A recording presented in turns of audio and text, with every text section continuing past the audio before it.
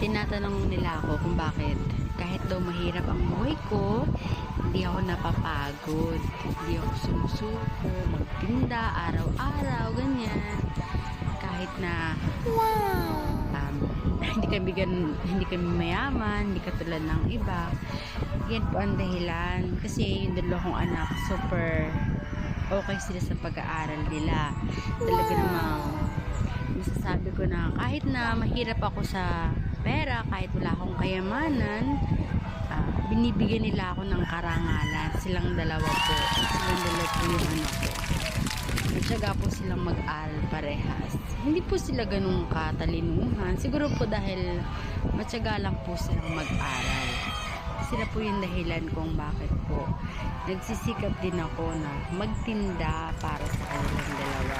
Syempre. Yan po sila. Pares po silang active sa school. At nagre-review sila ng math. Parehas. Ng kuya niya. Grade 6 po yung lalaki and yung babae ko pong anak ay grade 3. Ayan po sila. Nagre-review po sila ng math. Wow! Kasi pag may awa ang Diyos na manalo po sila lalaban po kasi sila sa building 1.